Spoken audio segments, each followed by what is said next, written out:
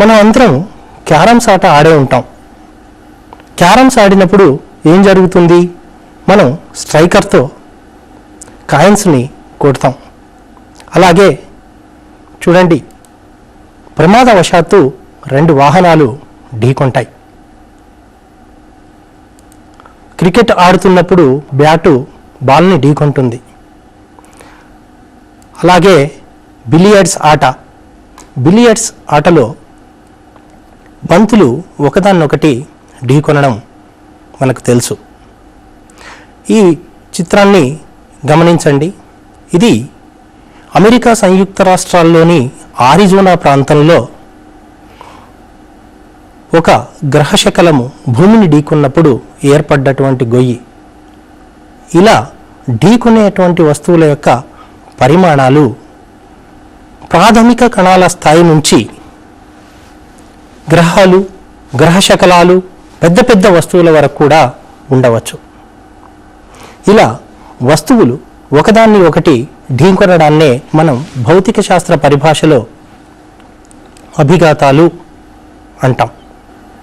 ఢీకొన్నప్పుడు అత్యధిక బలము అల్పకాలం పాటు అభిఘాతం జరిపే వస్తువులపై పనిచేస్తుంది. అభిఘాతం జరిగినప్పుడు ప్రయోగింపబడేటువంటి బలాలు ఆ వ్యవస్థలో ఉండేటువంటి అంతర్గత బలాలే. అభిఘాతం జరిగినప్పుడు అభిఘాతం జరిగే కంటే ముందు కాలము, అభిఘాతం జరిగే కాలము మరియు అభిఘాతం తరువాత కాలాలని మనం స్పష్టంగా గుర్తించవచ్చు. అయితే అభిఘాతం జరిగినప్పుడు 2 వస్తువులు తప్పనిసరిగా ఒకదాన్ని ఒకటి ప్రత్యక్షంగా తాకనవసరం లేదు. ఉదాహరణకి ఆల్ఫా కణము బంగారు లోహ కేంద్రకాన్ని ఢీకొన్నప్పుడు, అంటే ఆల్ఫా కణము బంగారు లోహ కేంద్రకంతో అభిఘాతాన్ని జరిపినప్పుడు అవి 2 ప్రత్యక్షంగా తాకవు, అంటే స్పర్శించుకోవు. కానీ లోహ కేంద్రకం దగ్గరికి ఆల్ఫా కణం వచ్చినప్పుడు బలమైనటువంటి స్థిర విద్యుత్ వికర్షణ బలము దానిపై పనిచేసి ఆ యొక్క ఆల్ఫా కణం యొక్క దిశను మరియు వేగాన్ని మారుస్తుంది. ఈ విధంగా అభిఘాతం జరిగినప్పుడు వస్తువుల యొక్క చలన దిశలు మారుతాయి. మనం ఈరోజు చర్చను కేవలము 2 వస్తువుల వ్యవస్థకే పరిమితం చేద్దాం. కాబట్టి అభిఘాతం యొక్క నిర్వచనాన్ని కూడా మనము 2 వస్తువులకే పరిమితం చేద్దాం. అభిఘాతం అంటే 2 వస్తువులు ఒకే దిశలో కానీ లేదా వ్యతిరేక దిశల్లో కానీ చలిస్తూ ఢీకొన్నప్పుడు మనం అభిఘాతం జరిగింది అంటాం. అభిఘాతం జరిగినప్పుడు వస్తువుల యొక్క చలన దిశల్ని బట్టి మనం అభిఘాతాల్ని 2 రకాలుగా చెప్పుకోవచ్చు. ఒకటి ఏకమితీయ అభిఘాతము, రెండవది తిర్యక్ అభిఘాతము. ఇప్పుడు ఏకమితీయ అభిఘాతాన్ని గమనిద్దాం. ఈ యొక్క అభిఘాతాన్ని గమనించండి. ఈ యొక్క అభిఘాతంలో 2 వస్తువుల యొక్క కూడా చలన దిశలు ఒకే సరళ రేఖకు పరిమితమై ఉన్నాయి. చూడండి, అభిఘాతానికి ముందు m1 ద్రవ్యరాశి యొక్క తొలి వేగము u1, m2 ద్రవ్యరాశి యొక్క తొలి వేగము u2, 2 కూడా ఒకే సరళ రేఖకు పరిమితమై ఉన్నాయి. అభిఘాతం జరిగిన తర్వాత వాటి యొక్క వేగాలు v1, v2లు ఒకే సరళ రేఖకు పరిమితమై ఉన్నాయి. ఇలా అభిఘాతానికి ముందు, అభిఘాతానికి తర్వాత వస్తువుల యొక్క చలన దిశలు ఒకే సరళ రేఖకు పరిమితమై ఉన్నట్లయితే అలాంటి అభిఘాతాన్ని మనం ఏకమితీయ అభిఘాతం అంటాం.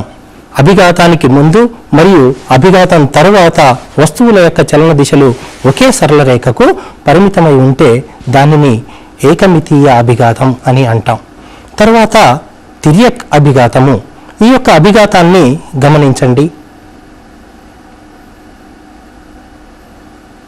ఈ అభిఘాతం జరిగినప్పుడు వాటి యొక్క చలన దిశలు ఒకే సరళ రేఖకు పరిమితమై లేవు. చూడండి, వాటి యొక్క తుది వేగాల మధ్య కొంత కోణం ఉంది, అంటే ఒకే సరళ రేఖ వెంబడి లేవు అని అర్థం. అంటే ఒకే తలానికి మాత్రం పరిమితమై ఉంటాయి. ఈ విధంగా అభిఘాతానికి ముందు మరియు అభిఘాతం తరువాత వస్తువుల యొక్క చలన దిశలు ఒకే సరళ రేఖకు పరిమితం కాకుంటే ఆ అభిఘాతాన్ని మనం తిర్యక్ అభిఘాతము అంటాం. ఇప్పుడు మనం చెప్పుకున్నట్టు అభిఘాతం తర్వాత వస్తువుల యొక్క వేగాలు మారుతూ ఉంటాయి. అభిఘాతానికి ముందు ఒక రకమైనటువంటి వేగాలు ఉంటే అభిఘాతం తర్వాత మరొక రకమైనటువంటి వేగాలు ఉంటాయి. మరి ద్రవ్యవేగం అంటే ఏంటి? చూడండి, ద్రవ్యవేగం అంటే ద్రవ్యరాశి మరియు వేగాల యొక్క లబ్ధము. ద్రవ్యరాశి వేగాల యొక్క లబ్ధాన్నే మనం ద్రవ్యవేగంగా చెప్పుకున్నాం. అంటే అభిఘాతానికి ముందు ద్రవ్య వేగాలు వేరుగా ఉంటాయి, ఆ అభిఘాతం తర్వాత వేగాలు మారుతాయి. కాబట్టి వస్తువుల యొక్క ద్రవ్య వేగాలు వేరుగా ఉన్నప్పటికీ ఆ ద్రవ్య వేగాల మొత్తము సమానంగా ఉంటుంది. ఇప్పుడు ఒక ట్రక్కును కారు ఢీకొనడం మీరు చూడండి. కారు ఢీకొనడానికంటే ముందు ట్రక్కు నిశ్చల స్థితిలో ఉంది. కారు ఢీకొన్న తర్వాత అది కొంత వేగాన్ని పొందింది, అంటే కొంత ద్రవ్య వేగాన్ని పొందిందన్నమాట. మరి ఈ ద్రవ్య వేగం ఆ ట్రక్కుకు ఎలా వచ్చింది అంటే కారు యొక్క కొంత ద్రవ్య వేగము ఈ ట్రక్కుకు బదిలీ అయింది. అంటే వ్యవస్థ యొక్క ద్రవ్యవేగ బదిలీ జరిగినప్పటికీ వ్యవస్థ యొక్క మొత్తము ద్రవ్యవేగము స్థిరంగా ఉంటుంది అనేటువంటి విషయం మనకు తెలుస్తూ ఉంటుంది. ఈ విధంగా అభిఘాతానికి ముందు అభిఘాతం తర్వాత ద్రవ్యవేగాల మొత్తము సమానంగా ఉన్నట్లయితే, అంటే అభిఘాతానికి ముందు వ్యవస్థ యొక్క ద్రవ్యవేగము అభిఘాతం తర్వాత వ్యవస్థ యొక్క ద్రవ్యవేగంకి మొత్తానికి సమానం అయితే ఆ యొక్క అభిఘాతం ద్రవ్యవేగ నిత్యత్వ నియమాన్ని పాటించింది అంటాం.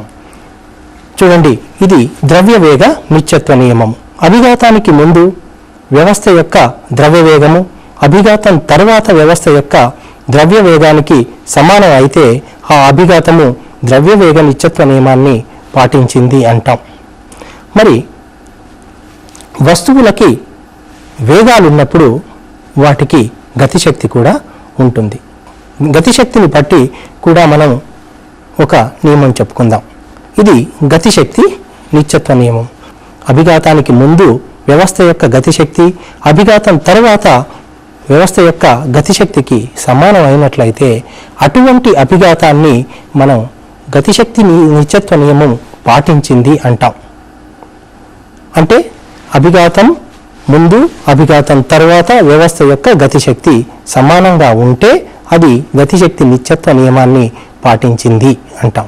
అయితే ఈ యొక్క ద్రవ్యవేగ నిత్యత్వ నియమాన్ని మరియు గతిశక్తి నిత్యత్వ నియమాన్ని పాటించేటువంటి విధానాన్ని బట్టి మళ్ళీ అభిఘాతాల్ని రెండు రకాలుగా చెప్పుకుంటాం.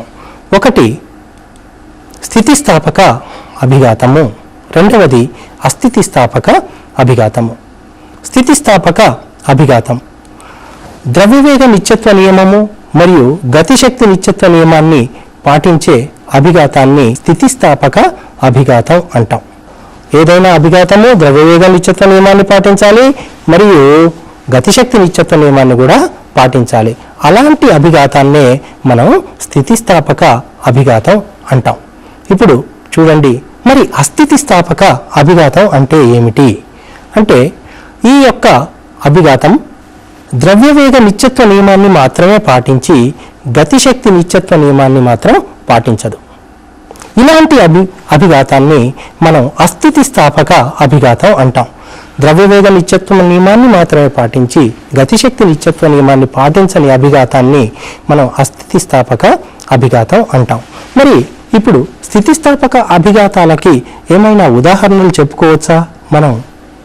అవును, స్థితిస్థాపక అభిఘాతాలకి మనం ముందు చెప్పుకున్నట్టు పరమాణు కేంద్రకాలతో ఢీకొనేటువంటి ప్రాథమిక కణాలు లేదా గాజు గోళీలతో జరిగేటువంటి అభిఘాతాలు మనం దాదాపుగా స్థితిస్థాపక అభిఘాతాలుగా చెప్పుకుంటాం. మరి అస్థితిస్థాపక అభిఘాతాలు మామూలుగా మనం నిత్య జీవితంలో చూసేవి అన్నీ కూడా అస్థితిస్థాపక అభిఘాతాలే.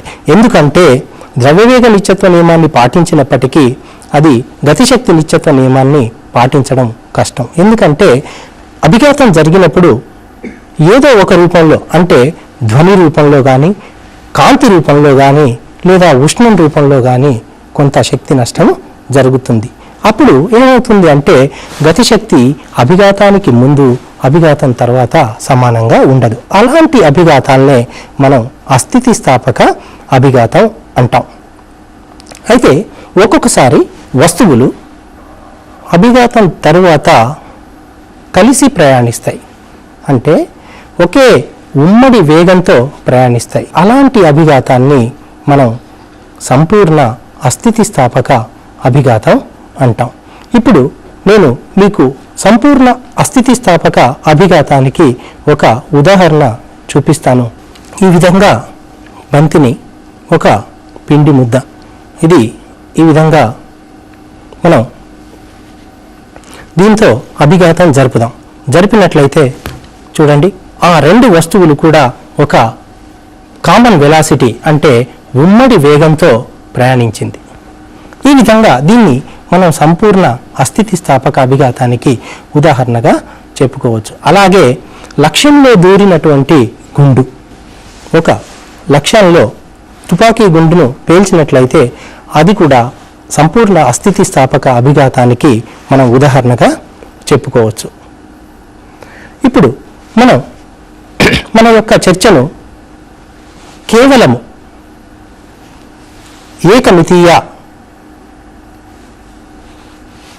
ద్వికణ వ్యవస్థకు మాత్రమే పరిమితం చేద్దాం. అంటే ఏకమితీయ సంపూర్ణ స్థితిస్థాపక ద్వికణ వ్యవస్థకు మాత్రమే పరిమితం చేద్దాం. ఏకమితీయ స్థితిస్థాపక అభిఘాతంలో అభిఘాతం చెందేటువంటి వస్తువుల యొక్క సాపేక్ష వేగాలు ఒకే సరళ రేఖకు పరిమితం అయి ఉంటాయి. దీనికోసం మనం భ్రమణం లేని నునుపైనటువంటి రెండు గోళాలను తీసుకుందాం. ఈ గోళాలు అభిఘాతం తరువాత కూడా భ్రమణం లేకుండానే చలిస్తున్నాయి అనుకుందాం. చూడండి, ఈ రెండు గోళాలు కూడా ఒకే సరళ రేఖ వెంబడి భ్రమణం లేని చలనం చేస్తున్నాయి. M1 యొక్క వేగము U1, M2 యొక్క వేగము U2, అంటే ఇది అభిఘాతానికి ముందు. అయితే M1 యొక్క వేగము M2 యొక్క వేగము U2తో పోల్చినప్పుడు ఈ యొక్క వేగాన్ని మనం అభిగమన సాపేక్ష వేగము అంటాం. అంటే వస్తువులు దగ్గరయ్యే సాపేక్ష వేగము, అది U1 మైనస్ U2 అవుతుంది. ఈ యొక్క చూడండి, అభిఘాతము జరిగింది. అభిఘాతము ఈ విధంగా జరిగిన తర్వాత వస్తువుల యొక్క వేగాలు V1 మరియు V2లుగా ఉన్నాయి. ఇప్పుడు వస్తువులు విడిపోతాయి అంటే ఈ యొక్క M1 ద్రవ్యరాశి ఉండేటువంటి కణము ఈ M2 ద్రవ్యరాశి ఉన్నటువంటి కణం నుంచి దూరంగా విడిపోతుంది. ఈ విధంగా ఈ విడిపోయే సాపేక్ష వేగాన్ని మనం నిగమన సాపేక్ష వేగము అంటాం. అంటే V2 మైనస్ V1. అభిగమన సాపేక్ష వేగమేమో U1 మైనస్ U2, విగమన సాపేక్ష వేగము V2 మైనస్ V1. ఇప్పుడు ఏకమితీయ స్థితిస్థాపక అభిఘాతంలో మనం అభిగమన సాపేక్ష వేగము మరియు విగమన సాపేక్ష వేగాలు సమానం అని చూపుతాం. అభిగమన సాపేక్ష వేగము మరియు నిగమన సాపేక్ష వేగాలు సమానం అని చూపుదాం. దానికి మనం ద్రవ్యవేగ నిత్యత్వ నియమాన్ని తీసుకున్నట్లయితే, ద్రవ్యవేగ నిత్యత్వ నియమం ప్రకారము M1 U1 plus M2 U2 is equal to M1 V1 plus M2 V2. M1 పదాలని ఒకవైపు, M2 ఉన్న పదాలని ఒకవైపు రాసినట్లయితే ఈ విధంగా వస్తుంది. M1 into U1 minus V1, M2 into V2 minus U2. దీన్ని మనం మొదటి సమీకరణం అనుకుందాం. తరువాత మనం తీసుకున్నటువంటి అభిఘాతము ఏకమితీయ స్థితిస్థాపక అభిఘాతం కాబట్టి అది గతిశక్తి నిత్యత్వ నియమాన్ని కూడా పాటిస్తుంది. మరి గతిశక్తి నిత్యత్వ నియమం చూడండి, half m1 u1 square plus half m2 u2 square is equal to half m1 v1 square plus half m2 v2 square. ఎడమ పక్కన ఉన్నది అభిఘాతానికి ముందు వస్తువుల యొక్క గతిశక్తి, ఈ కుడివైపు ఉన్నది అభిఘాతం జరిపిన తర్వాత వస్తువుల యొక్క గతిశక్తి. ఈ విధంగానే m1 పదాలని ఒకవైపు మరియు m2 పదాలని ఒకవైపు రాసినట్లయితే m1 into u1 square minus v1 square is equal to m2 into v2 square minus u2 square అవుతుంది. దీన్ని మనం రెండవ సమీకరణం అనుకుందాం. ఇప్పుడు రెండవ సమీకరణాన్ని మొదటి సమీకరణంతో భాగించినట్లయితే మనకేమొస్తుందో చూడండి. u1 plus v1 is equal to v2 plus u2. ఈ విధంగా మనం u పదాలని ఎడమవైపు v పదాలని కుడివైపు రాసినట్లయితే చూడండి మనకేమొస్తుందో, u1 minus u2 is equal to v2 minus v1. నేను ముందే చెప్పినట్టు u1 మైనస్ u2 అనేది వస్తువుల యొక్క అభిగమన సాపేక్ష వేగము, v2 మైనస్ v1 అనేది వస్తువుల యొక్క అభిఘాతం తరువాత వస్తువుల యొక్క నిగమన సాపేక్ష వేగం. అంటే ఏకమితీయ స్థితిస్థాపక అభిఘాతంలో అభిగమన సాపేక్ష వేగము మరియు నిగమన సాపేక్ష వేగము రెండు కూడా సమానంగా ఉంటాయి. ఇప్పుడు మనం ఏకమితీయ స్థితిస్థాపక అభిఘాతం వరకే పరిమితం చేస్తున్నాం కాబట్టి ఏకమితీయ స్థితిస్థాపక అభిఘాతంలో అంటే అది కూడా ద్వికణ వ్యవస్థలో మరి వస్తువుల యొక్క తొలి వేగాలు ద్రవ్యరాశులు తెలిసినట్లయితే మరి మనం తుది వేగాల్ని కనుక్కోవచ్చా చూద్దాం. అభిగమన సాపేక్ష వేగము ఈజ్ ఈక్వల్ టు విగమన సాపేక్ష వేగము అనే సమీకరణం నుంచి మనం v2 is equal to u1 minus u2 plus v1ను m1 u1 plus m2 u2 is equal to m1 v1 plus m2 v2లో ప్రతిక్షేపించి v1 కోసం సాధిస్తే మనకు v1 అంటే మొదటి వస్తువు యొక్క తుది వేగము వస్తుంది. మొదటి వస్తువు యొక్క తుది వేగము v1 is equal to m1 minus m2 by m1 plus m2 into u1 plus 2m2 by m1 plus m2 into u2. ఇదే విధంగా మనం మరలా v2కు సమీకరణం కనుక్కోవాలి. అంటే రెండవ వస్తువు యొక్క తుది వేగానికి సమీకరణం ఏ విధంగా కనుక్కోవాలో చూద్దాం. అదే మళ్ళీ ద్రవ్యవేగ నిత్యత్వ నియమాన్ని తీసుకొని అంటే m1 u1 plus m2 u2 is equal to m1 v1 plus m2 v2లో v1 is equal to v2 minus u1 plus u2ను ప్రతిక్షేపించి v2 కోసం సాధించినట్లయితే v2 is equal to 2m1 by m1 plus m2 into u1 plus m2 minus m1 by m1 plus m2 into u2 అవుతుంది. ఈ విధంగా అభిఘాతానికి ముందు వస్తువుల యొక్క ద్రవ్యరాశులు వేగాలు తెలిసినట్లయితే అభిఘాతం తరువాత వాటి యొక్క వేగాల్ని మనం అంటే v1 v2లను ఈ విధంగా మనం కనుక్కోవచ్చు. అయితే కొన్ని ప్రత్యేక సందర్భాల్ని పరిశీలిద్దాం. ఈ యొక్క అభిఘాతం జరిపేటువంటి వస్తువులు యొక్క ద్రవ్యరాశులు సమానంగా ఉన్నట్లయితే ఆ యొక్క వేగాలు ఏ విధంగా మారుతాయో చూద్దాం. m1 ఈజ్ ఈక్వల్ టు m2ను v1 is equal to m1 minus m2 by m1 plus m2 into u1 plus 2m2 by m1 plus m2 into u2లో ప్రతిక్షేపించినట్లయితే మనకు v1 is equal to u2 అవుతుంది. అంటే మొదటి వస్తువు యొక్క తుది వేగము రెండవ వస్తువు యొక్క తొలి వేగానికి సమానం అవుతుంది. m1 is equal to m2ను v2 యొక్క సమీకరణం అయినటువంటి v2 is equal to 2m1 by m1 plus m2 into u1 plus m2 minus m1 by m1 plus m2 into u2లో ప్రతిక్షేపించినట్లయితే మనకు v2 is equal to u1 అవుతుంది. అంటే రెండవ వస్తువు యొక్క తుది వేగము మొదటి వస్తువు యొక్క తొలి వేగానికి సమానం అవుతుంది. అంటే ఈ విధంగా ఏకమితీయ స్థితిస్థాపక అభిఘాతంలో అభిఘాతం జరిపినప్పుడు వాటి ద్రవ్యరాశులు కానీ సమానం అయినట్లయితే వేగాలు పరస్పరం మారతాయి. అంటే v1 is equal to u2, v2 is equal to u1. ఏకమితీయ స్థితిస్థాపక అభిఘాతంలో ద్రవ్యరాశులు సమానం అయినప్పుడు వేగాలు పరస్పరం మారతాయి. అంటే మొదటి వస్తువు యొక్క తొలి వేగము రెండవ వస్తువు యొక్క తుది వేగము, రెండవ వస్తువు యొక్క తొలి వేగము మొదటి వస్తువు యొక్క తుది వేగంగా ఉంటాయి. అదేవిధంగా ఈ యొక్క మరొక సందర్భాన్ని మనం పరిశీలిద్దాం. ఇక్కడ మొదటి వస్తువు కొంత వేగంతో చలిస్తుంది, రెండవ వస్తువు స్థిరంగా ఉంది. ఢీకొన్న తర్వాత ఏం జరుగుతుందో చూద్దాం.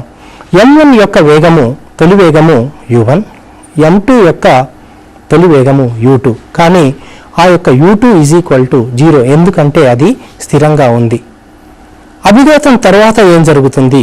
అభిఘాతం తర్వాత చూడండి, m1 యొక్క వేగము v1 ఈజ్ ఈక్వల్ టు 0, అంటే మొదటి వస్తువు విరామ స్థితిలోకి వచ్చింది. మరి రెండవ వస్తువు m2 యొక్క వేగము v2 ఏమైందంటే u1 అయింది. అంటే మొదటి వస్తువు యొక్క తొలి వేగము రెండవ వస్తువు యొక్క తుది వేగానికి సమానమైంది. ఈ సందర్భాల్ని మనం సాధారణ జీవితంలో గోళీకాయలు ఆడినప్పుడు బిలియర్డ్స్ బాల్స్ అభిఘాతాలలో ఈ విధంగా జరుగుతుంది. ఎందుకంటే బిలియర్డ్స్ బాల్లో యొక్క ద్రవ్యరాశులు సమానంగా ఉంటాయి.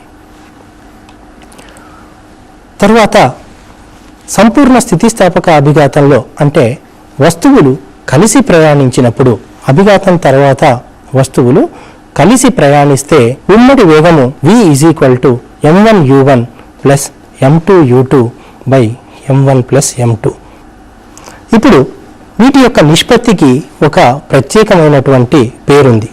ఈ యొక్క నిగమన సాపేక్ష వేగము మరియు అభిగమన సాపేక్ష వేగాల యొక్క నిష్పత్తినే మనం ప్రత్యావస్థాన గుణకము ఈ అంటాం.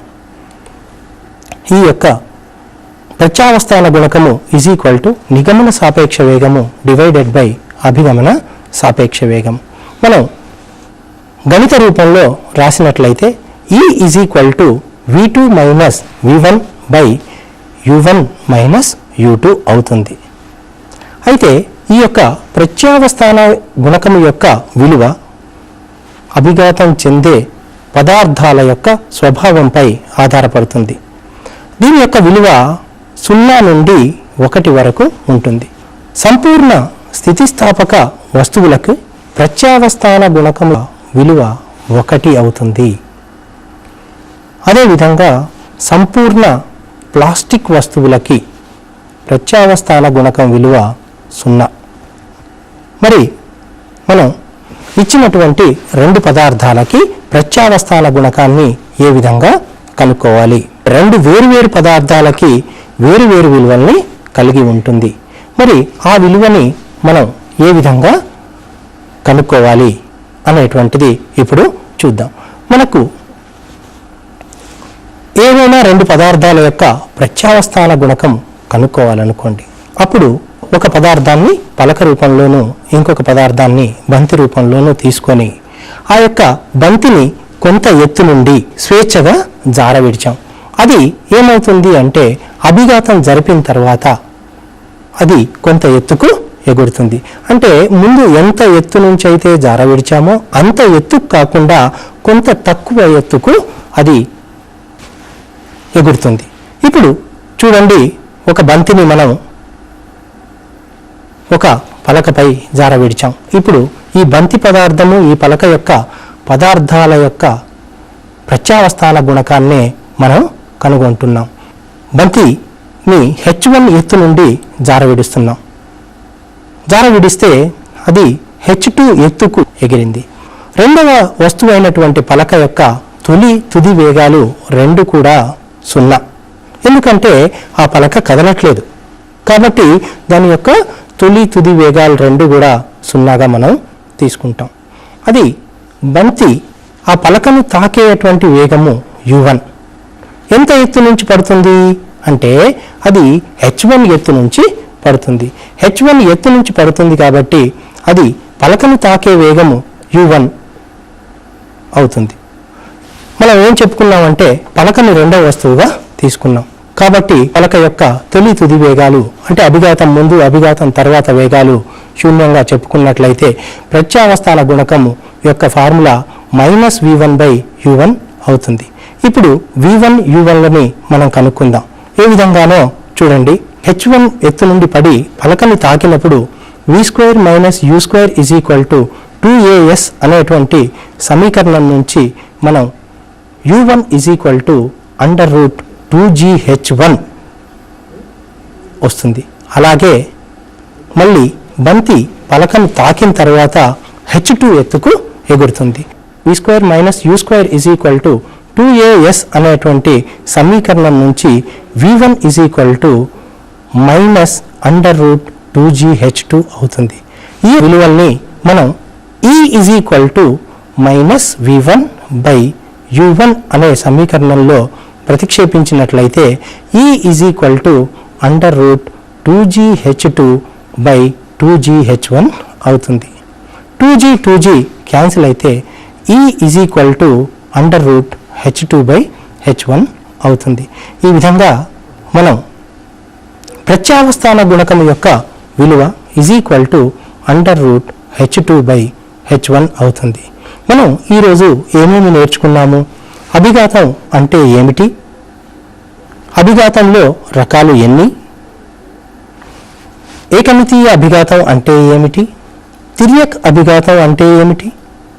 స్థితిస్థాపక అస్థితిస్థాపక అభిఘాతాలు, ద్రవ్యవేగ నిత్యత్వ నియమము, గతిశక్తి నిత్యత్వ నియమము, తర్వాత అభిగమన సాపేక్ష వేగము మరియు నిగమన సాపేక్ష వేగము సమానం చూపడం, అభిఘాతం ముందు ద్రవ్యరాశి వేగాలు తెలిసినట్లయితే అభిఘాతం తరువాత వేగాల్ని కనుక్కునే సూత్రాలను ఉత్పాదించడం, ప్రత్యావస్థాన గుణకాన్ని అంటే ఏమిటో నిర్వచనం నేర్చుకున్నాం. అలాగే ప్రత్యావస్థాన గుణకాన్ని ఏ విధంగా మనం కనుక్కుంటాం అనేటువంటి విషయాన్ని కూడా ఇక్కడ